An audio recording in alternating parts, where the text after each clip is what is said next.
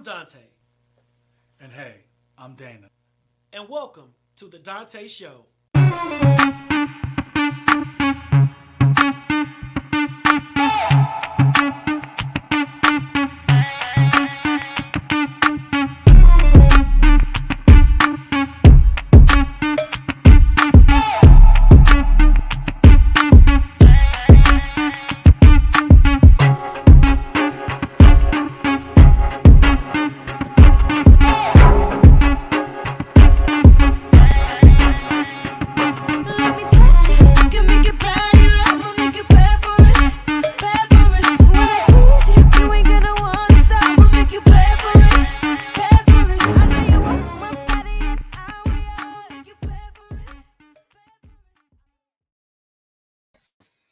What up, Village? What up, what up, what up? Welcome to another round of the Dante Show with your boy, Dante Morrison, and my phenomenal sidekick, partner in Christ. Dana Day! What it do, ladies? Welcome to the show tonight. Let's go, Dante! I'm going to get one with some dudes hollering. Because there's an imbalance here. There's an imbalance. Where's my fans? Where's my yells? Where's my hey? Where's mine at? You know, I'm just solo bolo. You got these folks outside your window screaming and hollering. Ain't nobody kicking my door down. Nobody. What up, Village? Hey, we're back. It is Tuesday. You know, one day we're gonna have a Taco Tuesday. One day. We got to. Tuesday. We're gonna make it happen. But you know, Dana works up until 7:55. You know, I'm drained and pulled up until 7:45. But we are here with y'all on tonight, and tonight we got a phenomenal show. I cannot wait to bring this lady on to really talk about what she is doing. Y'all know I love me a good community change agent. I love me somebody that's all about the village. Shaw, where you been? Shaw, what's happening? You ain't seen her in a month of Sundays. We ain't seen her since November, our last Listen. November show. Listen. Hey, what's up, YouTube family? I see y'all on YouTube. Thank y'all for checking us on tonight. We appreciate y'all for following us. Thank you for showing us love. Everybody else, get on up in here. It is time for the Dante Show. And you know what this month is? It is still Black History Month. I don't care what nobody say. Yeah, we had February. We had that one month. But Black History, we are Black 365. 365, we are Black History. And today we have another Black History great. All right, so y'all ready for it? Kwame, let's show the folks who our Black History great is on today. Our Black History great on today is Daisy Bates. Boom, Daisy Bates. Let me read about Daisy Bates. Here we go. Daisy Bates was born in Huttig, Arkansas in 1914 and raised in a foster home.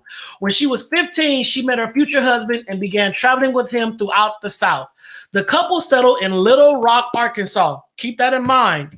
The couple settled in Little Rock, Arkansas and started their own newspaper.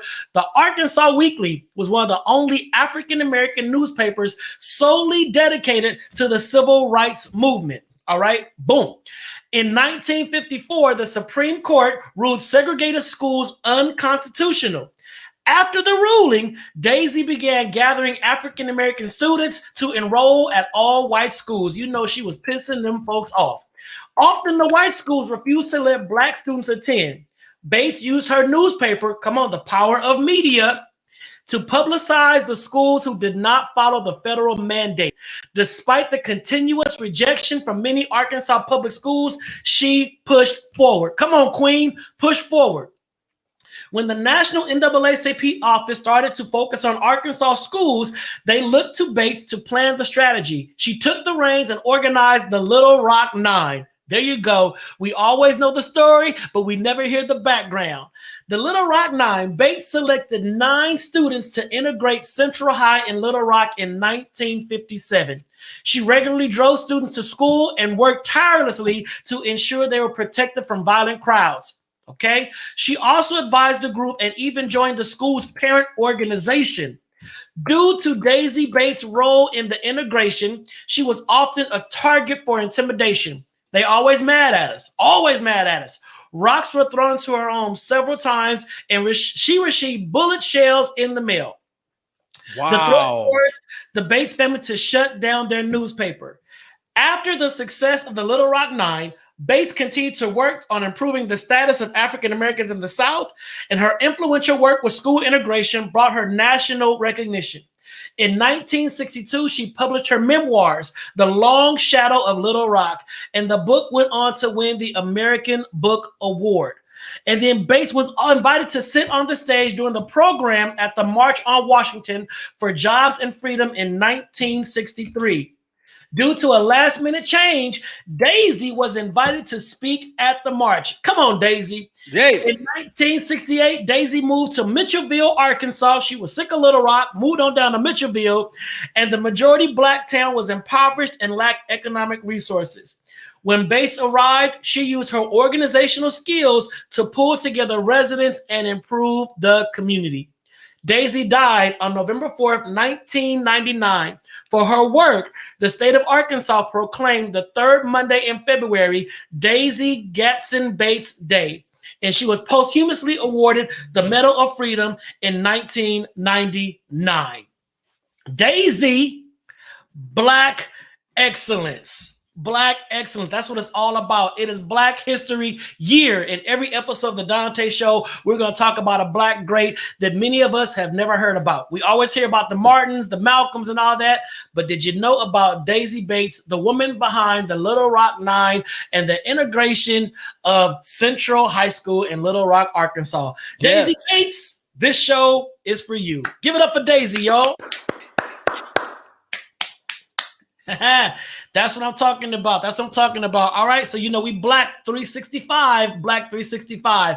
But right now is when I bow out and my boy takes over because it's time for the what? It's my time. It's the Dana drop. Let's go. Boom. Boom.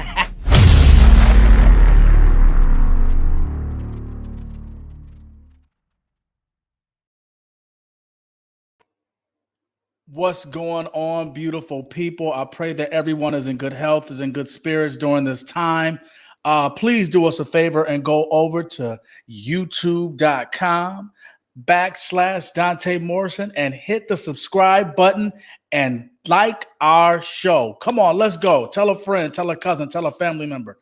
youtube.com/Donta Morrison. Hit the subscribe button. We're trying to get our numbers up. We're trying to take it to the next level. You know what I'm saying? Let's go. Today, I'm going to talk about a little thing about what we say every day before we end our show. It's called spreading love and a little positivity.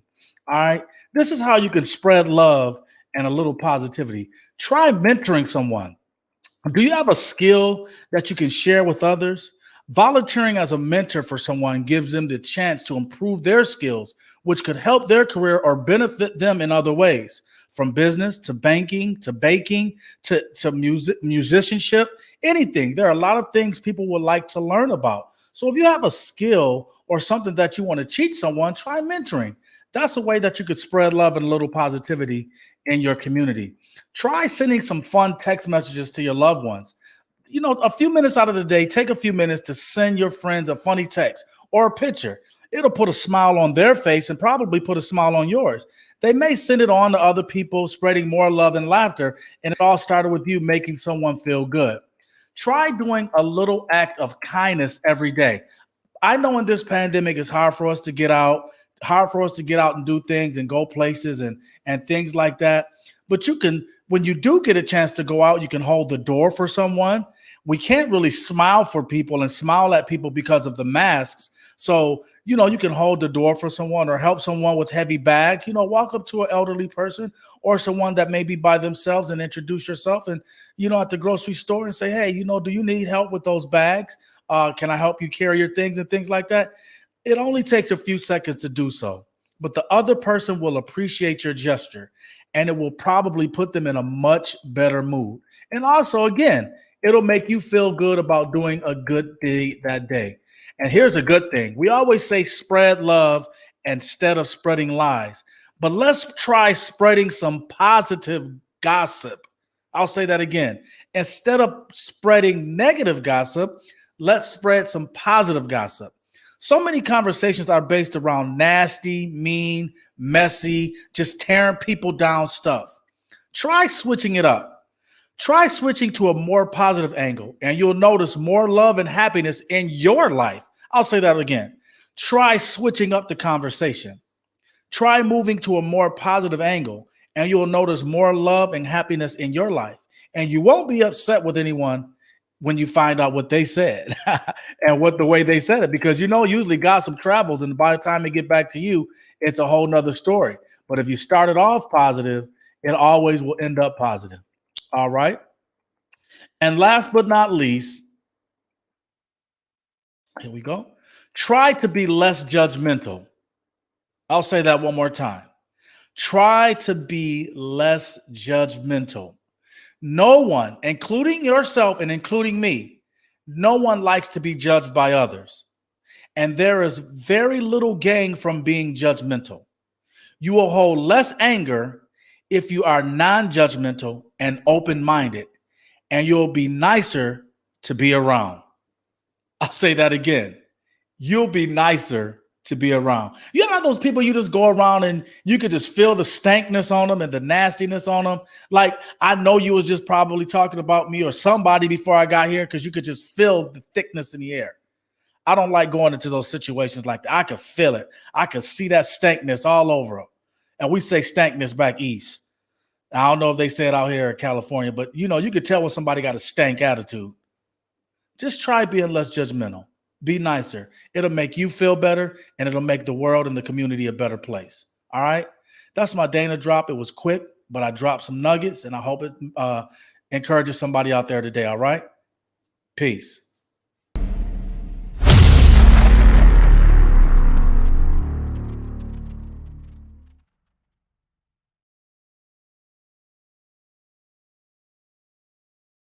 Because I know when I come around Dante, I'll be feeling that stankness. And Dante doesn't care. Yeah. Because you just used to being stank. Dante does not care. If you think I'm stank, don't come around. Period. Point blank. You have choices. That's the part folks don't realize. You got choices. Right. You choose to keep coming around stank, you're going to get stank. So you have an option in this game, partner. You got an option. All right. So you take them screaming ladies and y'all go to the show around the block. You take them to Clark. Y'all go to Clark. Wait, y'all go across the street. Go underground. Y'all go across the street. Go underground. Come on, ladies. Right. Let's go. Shoot, Hey, y'all, listen, we have a great guest on tonight, and we had a phenomenal conversation in the green room before the show. And I love me some blackness. I love black people. I love black power. I love black unity. I love black voices. I love black, black, black. I am blickety black. If you are blickety black, type in this thread, I am blickety black, and I'm about that life. Type it in. You believe in the community, you love black people, and you're all about that. Go ahead and type it in the chat, and let's just black this thread up right now, because it is Black History Year. Period. It is Black History Year. March 2nd, 2021 is the start of Black History Year. All right. So let's get this guest on. Let's get this guest on and get this conversation going. So I am excited to present to everyone the phenomenal Senyah Haynes.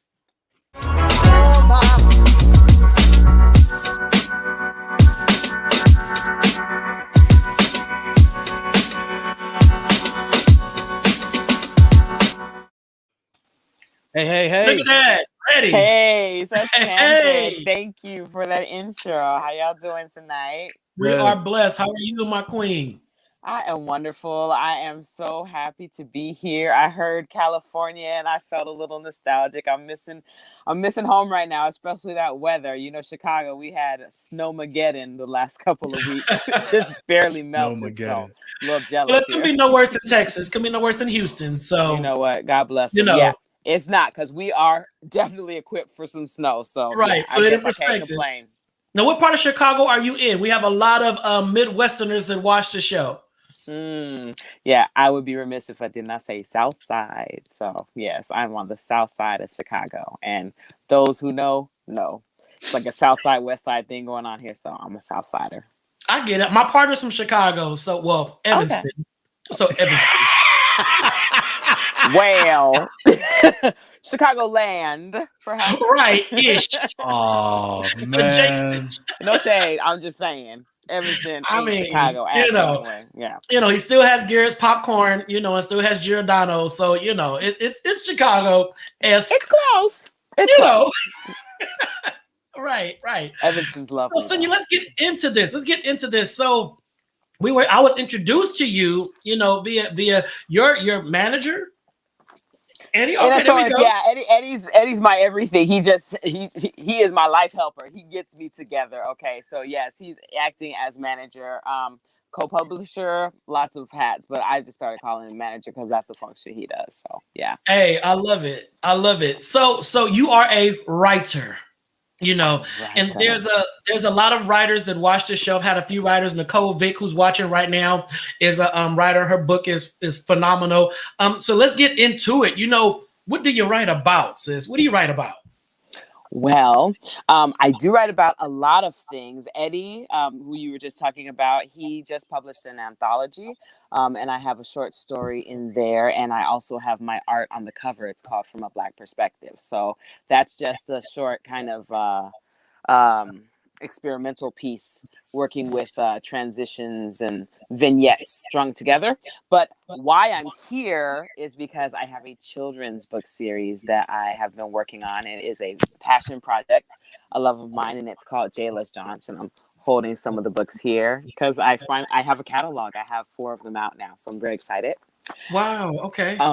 J-Less Johns is a series about a little girl named Jayla and her magical auntie Yaya. And what they are doing is they are traveling state to state, learning about Black history and culture. And so it's history. There's some magic in there. There's fun adventures. And so it's a series that's really close to my heart. And I am trying to teach via this tool right now. I've been in youth development for over 20 years. Started in educational theater as an actress on the road, going to schools and mentor all these things. And right now I'm writing my ministry. So that's what J-Less Johnson is, and it's very near and dear to my heart. What? I'm sorry. Go ahead, Dana. Go ahead. What inspires you? Is it your community to make change in your community? Is it children? What inspires you to write and get you to get it out there? Like what pushes you? Mm-hmm. Well, what inspires me to write like broadly is I can't do anything but I've been a writer all my life. What is inspiring me with this series is the young people that I work with. So I work on the South Side with young people who live in some challenging neighborhoods. And I personally am a traveler. I am a globetrotter. Get me on a plane and go. Like, that's my jam. And I realize that a lot of the young people that I work with haven't been many places. And I think that traveling is such a great teacher to learn about the world around you. And so this series, it has a trusted adult and a young person, and they are learning as they go. And so that's really one of my big inspirations for this series. The fact that I love travel, the fact that I love young people, and I want them to win. And I want them to know things that they don't necessarily have access to know other ways, So those are some of my inspirations. And I think that's beautiful how you said that and how you put it out there. Because in LA, people that watch, they look at LA, Compton, Watts area, whatever. They don't realize that Compton and Watts is like literally, less than 10 miles from the ocean. But a lot of those kids in those areas have never been to the beach. Mm-hmm. They've never left, a certain grid. They don't know anything outside of those communities. And I think it's so, it's disheartening to know that these young kids, they're, I don't want to say trapped in their environment, but they're not afforded an opportunity to see what's outside of that zone. Mm-hmm. And all they do is look at it on TV and say, wow, look at the beach. Look at the kids playing in the sand. Look at that. It's like, you can get on the Imperial bus and it takes you right to the ocean and lets you off and you're right there. The ocean is free. The ocean is nature. The ocean is yours, but we have created, a lot of them have live in these systems where it's like, don't you leave the neighborhood because it's not safe out there. You stay right here, and I'm looking at the YouTube followers and they're saying, yes, more children need to learn their Black history. you know, and that's going to take getting outside of your Black zone, you know, and travel. But I know a lot of Black people that literally do not like to travel. They just don't want to go anywhere because they figure nothing's out there for me. You know, get there and do what when I get there, you know, and it's this trauma. So in your writings, do you talk about any of the fears that we as Black people have with traveling or stepping outside of our comfort zone? Absolutely. So in the first book, by the way, they're traveling state to state in alphabetical order. So the first book is Alabama. And in the first book, that's kind of setting the whole thing up. That's where she actually meets her aunt for the first time. And the aunt's like, you know, I've been waiting to meet you. What do you like to do? And she's like, I like to skip rope and, you know, play with my friends and this and that. And she's like, well, what about travel? Wandering away from your home? And she's like, travel? But where would I go? So even in that introductory moment between them, Jayla is expressing, I mean, she's a little girl, but she's expressing that going somewhere else was never a thought in her mind. That's not what we do. So I think that speaks to a broader kind of mentality. And then in the third book, Arizona, one part of the book, they go and they are visiting the Grand Canyon, and Auntie Yaya, she turns into an, I have a lot of philosophies about young people, but I'm really intentional about in my work that's not writing and in my writing to make intergenerational dialogue possible. So Auntie Yaya, when she is in teacher mode, she turns into an elder, like physically. She's a shape changer. So she turns into an elder. Anyway, so they're flying over the Grand Canyon in a hot air balloon, and Auntie Yaya is teaching her very important lesson, like, don't ever think you can't go somewhere because you don't see a lot of people who look like you. This, you know, and then she's telling her the reality is your ancestors' labor built this country. These bounties belong to you too. So I think that I do have in some, or if not in all the books in some way, you know, I speak to the fact that a lot of us don't think about travel as something for us to do. And the reasons why, a lot of times it's because we're underrepresented. It's like, I don't want to go, there ain't no Black folks over there, you know? Right. And one thing that's really important for me with this series, especially going state to state, is for her to teach this little girl firsthand, no, that's not true. We have been everywhere on this globe. So the footprint's there. And that's Auntie Yaya's job, kind of to unearth that for her and show her, like, look what we did here, and we did this and we did this. So fit right in, be free, you know. So yeah. Now, go ahead. Go ahead. What the names that you come up with, because you said Yaya, and then you took me back to a kid when you said skip rope. My grandmother used to say that all the time. Y'all going out there in the backyard and skip rope? I'm like, I'm not skipping nowhere, Granny. I'm on jump. I'm gonna jump that rope. Right. But and she used to say the funniest things, beat the drums. I'm like, you play the drums. But anyway, where do you come up with your names? Are they fictional, or do you, or I mean, you know, how do you pick a name to fit? Because if you have someone like in a family figure, you want that name. If it's an auntie or a mother, you want that to be a loving name, and Yaya is a loving name. So how do you say, okay, I'm writing this? Do you let the names come to you when you're done? Well, so these characters were inspired by real life. Okay. So growing up, I had an aunt who helped raise me, and I just thought she was everything. She was just this magical creature to me. So a lot of those qualities and the way I felt were transferred to Auntie Yaya. But I'm a Yaya. My name is Senyah. And so when I was 17 and my godchild was born, Yaya is the name that I was called. And so then in my whole life and career, if you're a little person, a young person, instead of Miss Senyah or Miss Haynes, they call me Yaya. So that's Auntie Yaya. And then Jayla came about from, I have a niece, but she lives in a different state. She's the child of my brother, who's the non-custodial parent. So I wasn't really in her life. So a lot of this was an imagining of the relationship that I would have with her if I could, you know, so the things I would want to teach her. I love to travel, so the places we would go, things like that. So inspired by real life, but I can't fly, so I'm definitely not the Right. and I don't change it to an elder. So, inspired by real life, but definitely fictional characters. Cool. And Senyah, I'm curious when you like Sharon. I miss traveling too. Sharon, Girl. listen, 2020 is just a wrap. I miss traveling so much. But Senyah, I'm wondering, we pump our kids up, to travel, and we teach them that everything in this land, we have influence in, like the Black culture, Black history, the Black imprint is here. But then they turn on the TV and they're seeing the total opposite of what we're saying. They're seeing the police injustice. They're seeing the civil unrest. They're seeing all the stuff that is making them feel like it's not safe to go anywhere. And I think Nicole Vick said it's not safe to do so. And although it would be lovely to be in a hot air balloon traveling over the Grand Canyon, the kids can be like, yeah, but what if the police pull us over on the way to the Grand Canyon, Yaya? How do you write, I guess I want to say a balance, just a balance. Yeah. Do you try to intertwine the reality of what it is to be Black in America with the truth behind all of the stuff that we should have access to? I would say yes.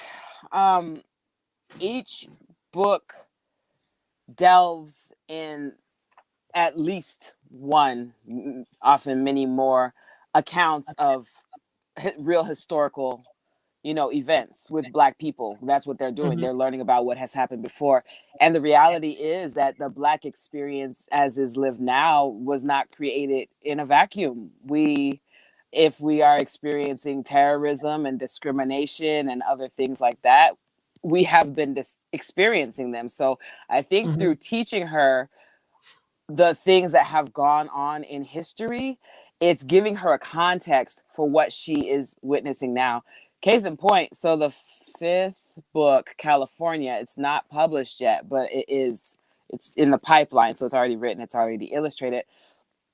It's California. I talk about the Black Panther Party for self-defense, which was literally founded to combat police brutality. Sound familiar, right? Yeah. So when Auntie Yaya and Jayla are in Oakland learning about what they're doing up there, I mean, I don't explicitly speak to, wow, that's kind of like BLM or whatever, because actually I wrote it before our explosion in 2020 of all the uprisings, but it's relevant. Right? It's really relevant, and there are so many similarities. So I hope that answered your question. I was about to go down the rabbit hole, but that was a solid answer. And I think it's important that I love that you're intertwining our history, and making it modern, of course, but you are pushing kids outside their comfort zone to whereas when the child reads this book, they're going to have to ask the adult who gave them the book, so Yaya said that we can go there. And yes, exactly.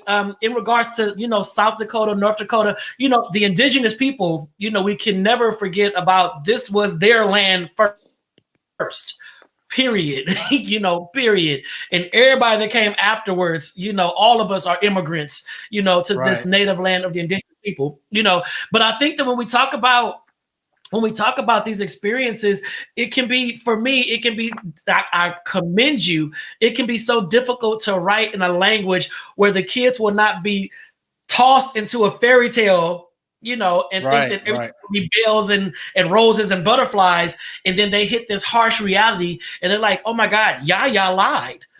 Yaya was lied to me growing up. Yaya totally different than the Cat in the Hat. We all know the green eggs and ham and, all that. But Yaya is a figure that these kids will buy into. Mm-hmm. So sorry, Nicole. But yes, we're not. Sorry, Nicole. There's always that one. Sorry, Nicole. You're right. We were brought here by force, but I was speaking too fast to really break down the whole African diaspora to the United States. Sorry, Nicole. I love Nicole. So, as you create, have you ever been challenged with trying not to go too far into a radical approach, but still keeping the kids aware of the realities? That's not a challenge for me because I am a firm believer, tell the children the truth. And I believe, because of my practice and my work with young people all these years, that you can tell anything to a child of any age. You just have to make it age appropriate. You can teach a 3-year-old the biology of where babies come from. You don't have to tell them some bird brought it in its beak, right? You Hey, just have to make it. You got kids watching. You just ruined their whole vision of the stork. Oops, let's not get into Santa next. So, but you know, above all, tell the children the truth because they're gonna find out. And if you didn't tell the truth, when they find out, there's some resentment there. You just do it in an age-appropriate way. So with Auntie Yaya, everything out of her mouth is lyrical rhyme. So that is the way she communicates to Jayla. It's very sing-song, and I think that makes it feel safer, right? But she is in a lyrical rhyme, sing-song way talking about discrimination and talking about enslavement and talking about things that we've been through. She's not sugarcoating anything. Okay. And I don't really think that the character is sanitizing anything. What she's doing is introducing. So we don't go deep, but we let them know this is a situation that happened.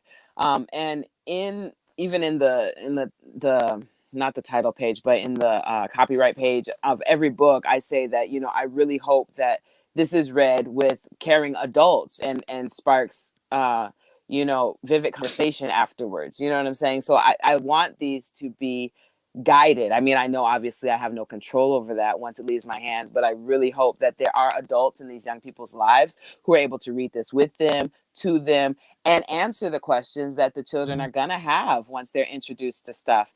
It's interesting that you mentioned, sorry if I'm looking down, I have books in my hand. No, it's fine. It's interesting that you mentioned, you were talking about the indigenous people and that this land was theirs. And I say very candidly, so in Arizona, Auntie Yaya takes her to visit her good friend Mona. Mona happens to be Navajo. She's living on a reservation, and Jayla is getting exposed to that. And I'm trying to find the. Okay, and so Mona. This is what Mona says. Mona continues. Wait, hold on, Senyah, hold on. Kwame, take Senyah to full screen. Do the reading about Mona. Oh, okay, thank you. I love it. So,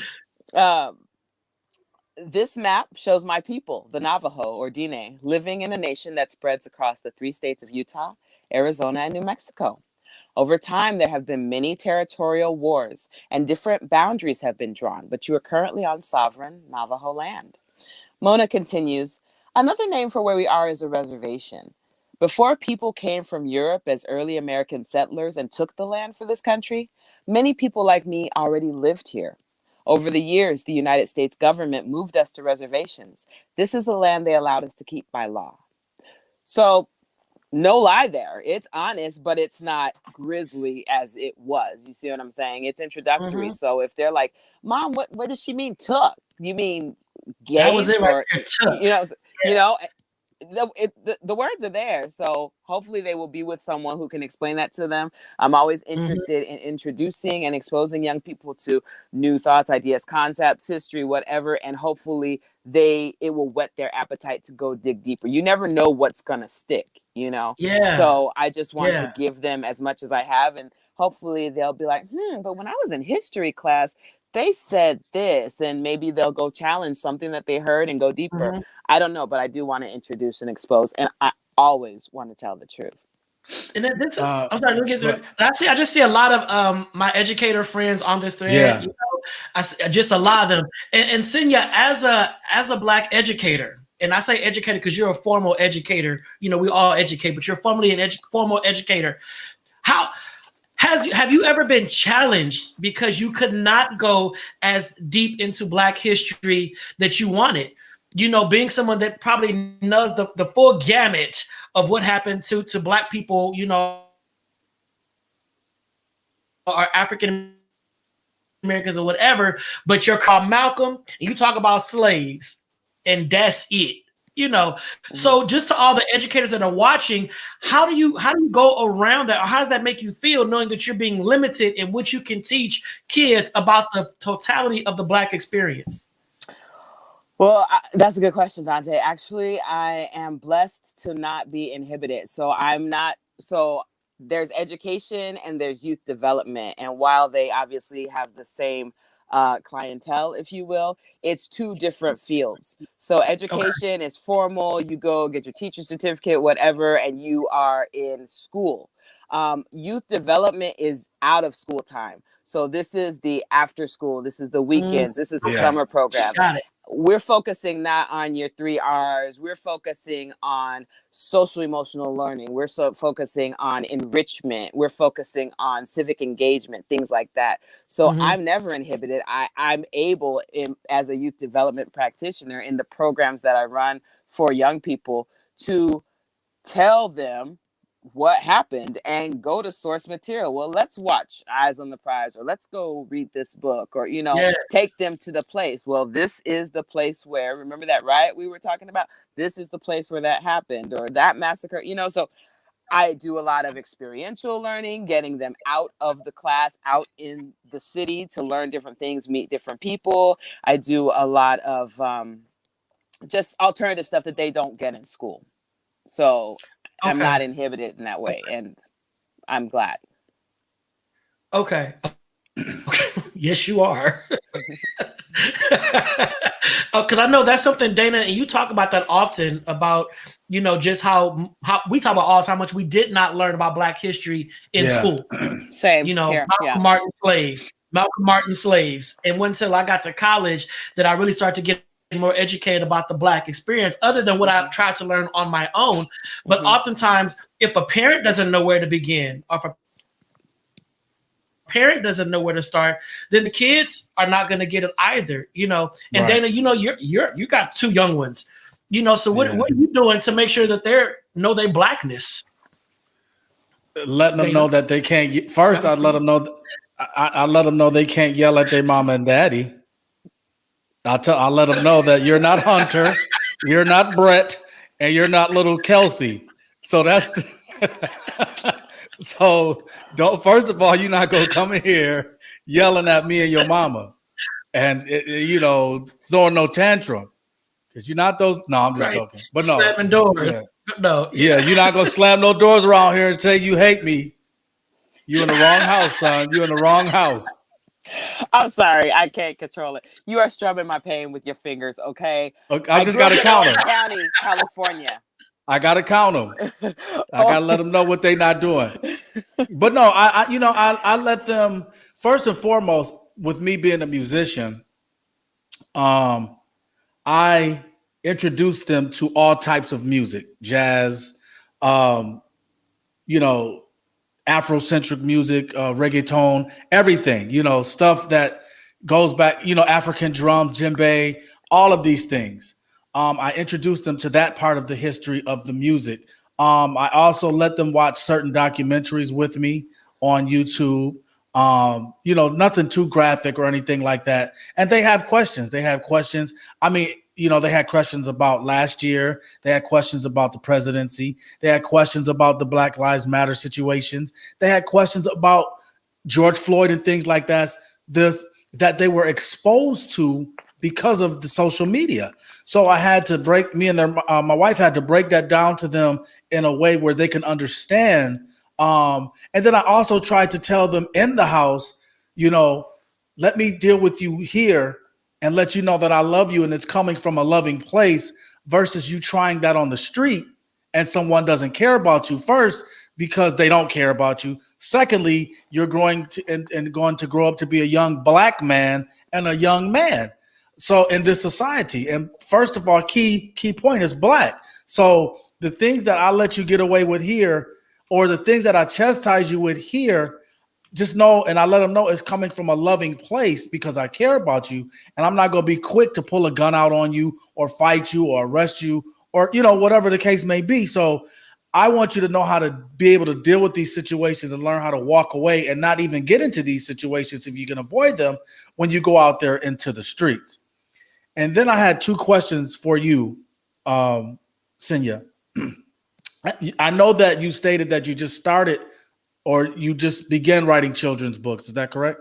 Or you were writing them before, you're more into that now?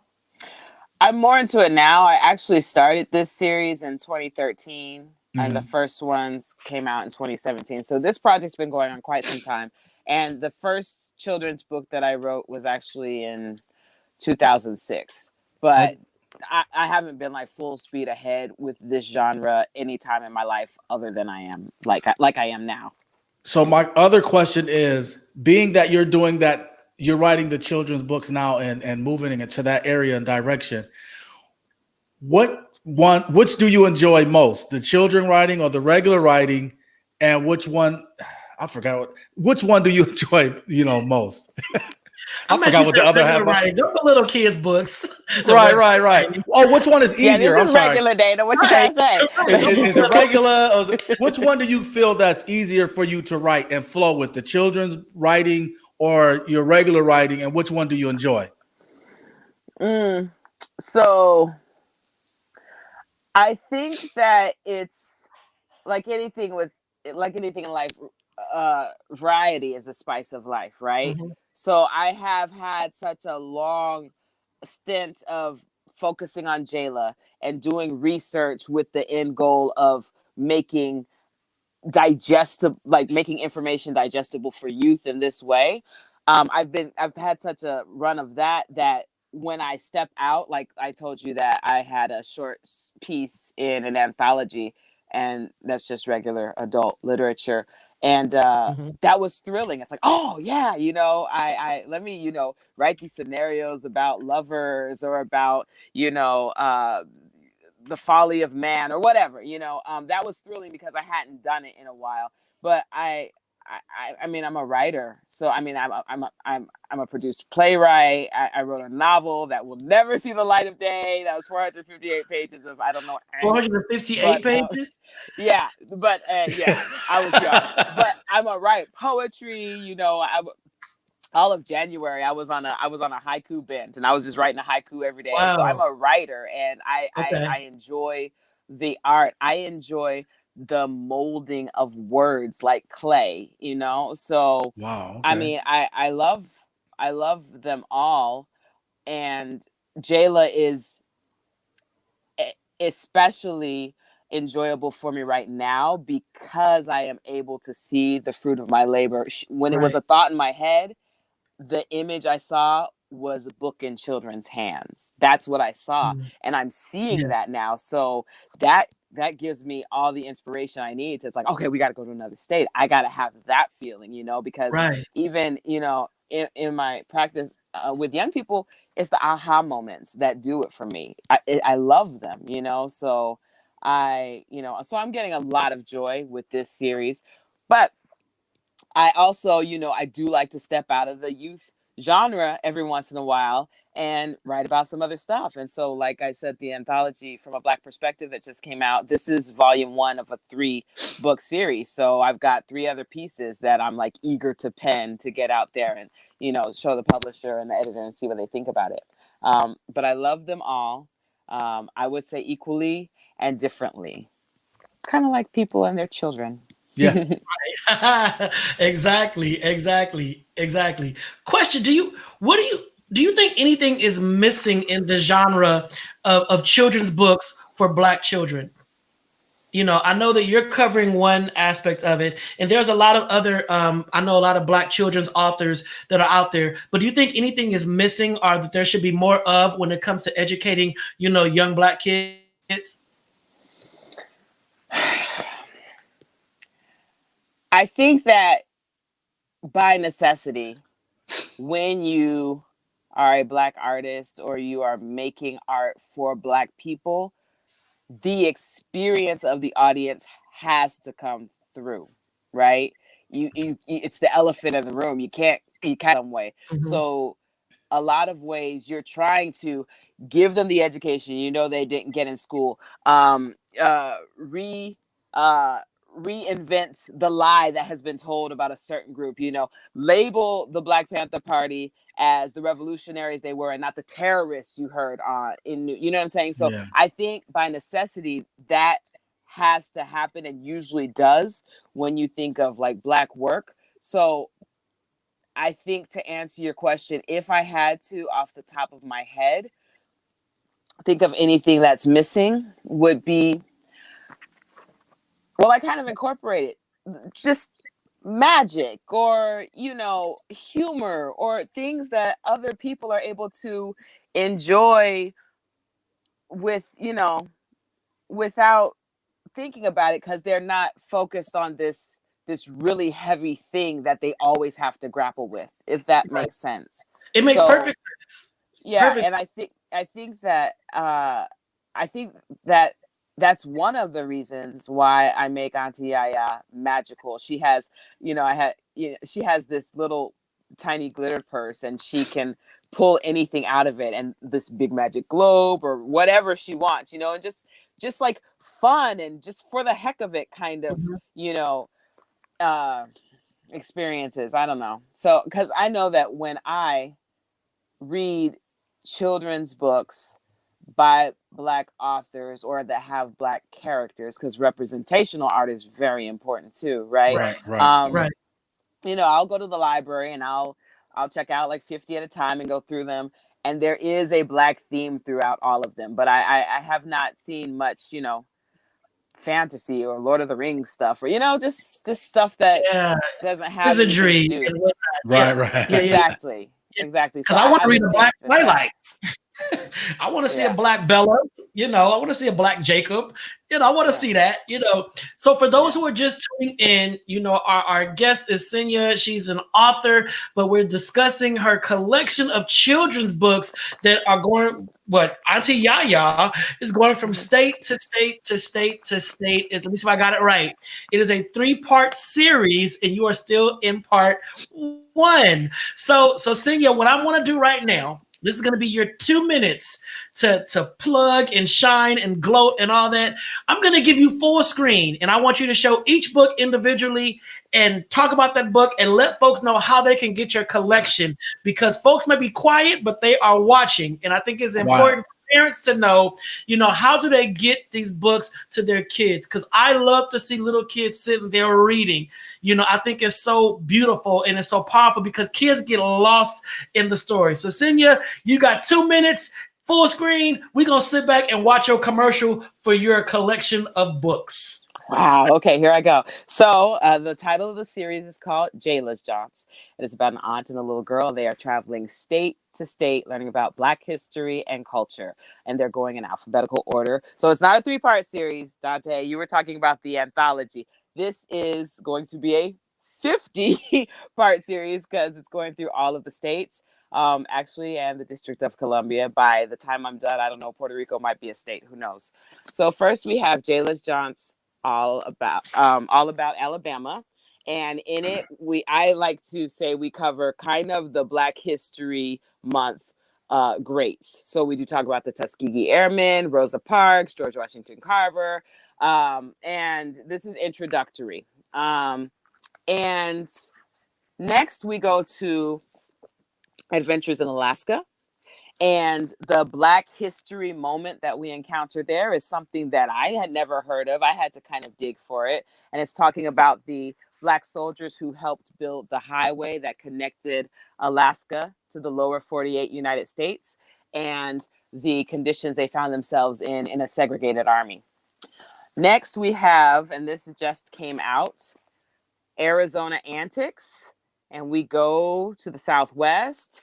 And in this one, the Black historical moment that we're having is about an obscure author, Margaret J. Campbell. She's known as the first Black author in Arizona. And she did some really quirky things that I thought would play well in a children's story. She came from up north. She went to Arizona for her health. She had some interesting notions about the end of the world. And so she built a house underground and then gave kids piano lessons and learned a lot of languages. And she wrote an extraordinary book called Eva the Dawn, which is out of print and only in 9 libraries in the world. I had to hunt for this book, and I read it and I fell in love with it. So I tell her story in here.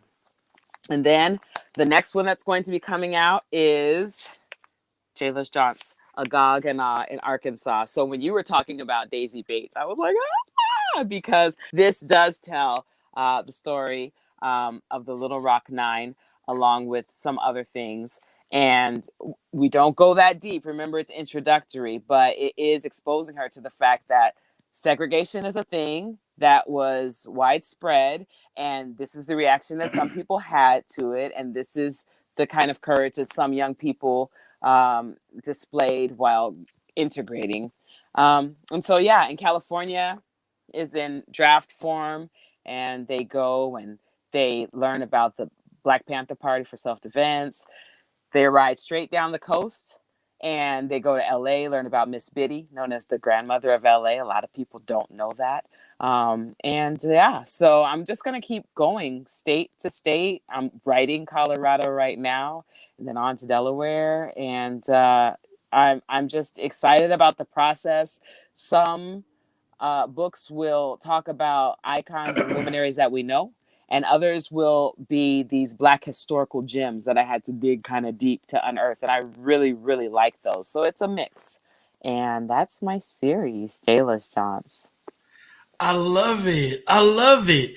Hey, make sure to put NWA in the one for California. Take Jerry to Compton. Already written. Take her on over to Compton. Let her know about the Watchtowers. That is phenomenal. The fact that you're about to do 50 books, you know, is phenomenal, and it's for kids, and it's a whole series, you know, like a little encyclopedia that they can carry around. And I saw the cover and I said, oh, this is modern. Auntie Yaya's modern. Oh yeah. Oh, I thought Yaya was like gray haired, you know, old church dress with stockings rolled down and a handbag. Yaya bought it. Okay. Yaya got it. Yeah. Yaya bought it.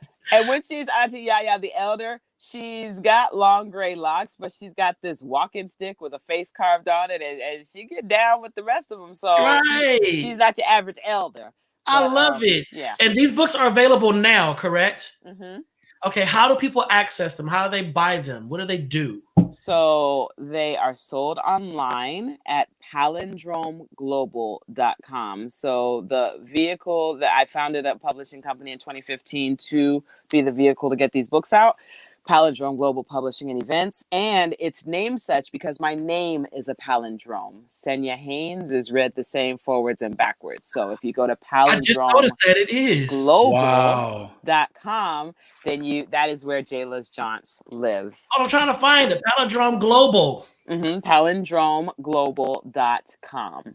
And the 3 books are out right now. Arkansas we're having Eddie is planning a release within like the next month, and then that'll be on sale as well. And I'm just gonna keep on going. Palindrome Global. Yep. I found it. I found it. I'm quick. You know. I'm looking for it now. And are you on social media? I am. Senyah Haynes Facebook. That's the best that Eddie could get me to do, because I was not on social media at all. He's like, girl, I'm sorry. It's a 21st. You got to do something about that. So I'm on Facebook right now. So listen, y'all, there it is. It's going across right now. Palindrome Global, and check it out. Let's support Senyah Haynes and this phenomenal collection of books. I'm looking forward to what is to come. You know, I'm going to get some from my God kids. I think those are great stories. Yeah. You know, I love that you provide the historical element and keep it current and relevant. You know, we're going to get to watch Jayla just learn and grow. And I think we got to make sure that we get this out there so the folks can know there is literature out there for our kids to learn, grow, and be inspired from. So Senyah, thank you so much for being a guest on tonight. Thank you. Truly appreciate it. You were informative, inspirational. I want to write a little kids book now, because, you know, I write. And those who are out there watching, please make sure to click on the link and support this phenomenal queen and her works. And let's just get it out there to the masses. Senyah, thank you so much. Thank you so much. We appreciate you. Thank you, Donta. Thank you. And I appreciate you too. All right. Take care. Take care.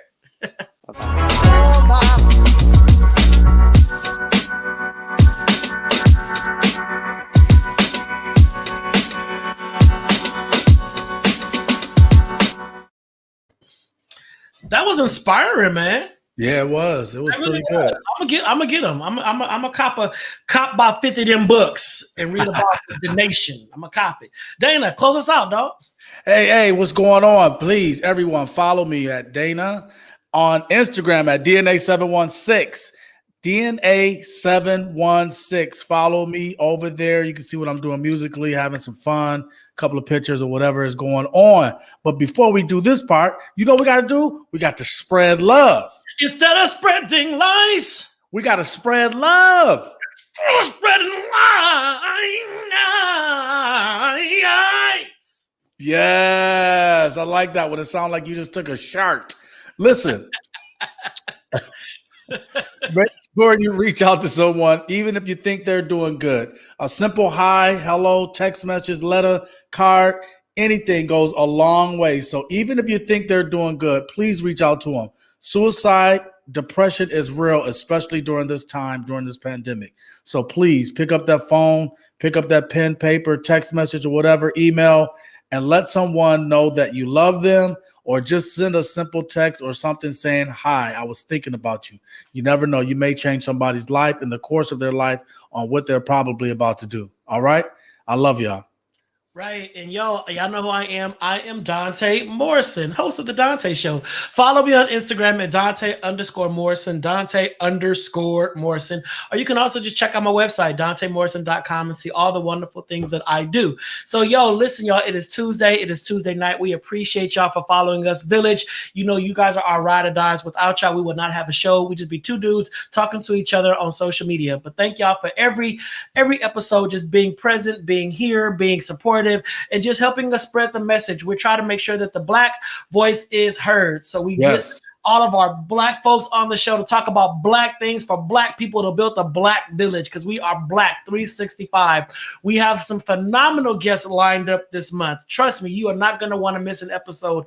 This month is packed. But if you want to be a guest, you can always reach out to us, info@powermedianetwork.com. All right. So just check us out, support us, and make sure to follow us on YouTube, youtube.com/Donta Morrison. Like, subscribe. It will cost you nothing. It's absolutely free. And you probably still haven't done it yet. It's free, and you probably still ain't done it. So make sure you spread our page, get us out there. We love y'all. We appreciate y'all. Make sure to wear your mask, cover your face, all that kind of stuff. Because if you haven't gotten a COVID test yet, make sure to go out to my church in Long Beach and get that COVID test. Church One Ministries, 700 East 7th Street, Long Beach Boulevard. We do COVID testing Tuesday and Thursday from 9 a.m. to 6 p.m. and Saturday from 8 a.m. to 5 p.m. If you want to get a COVID test, go to Long Beach, go into a church house. Ain't no lines. You can walk on up and get it done. All right. If you haven't been vaccinated yet, still know your status.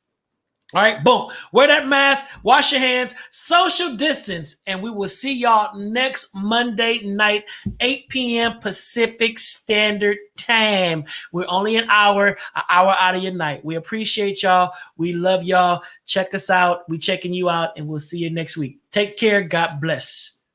Peace. Peace.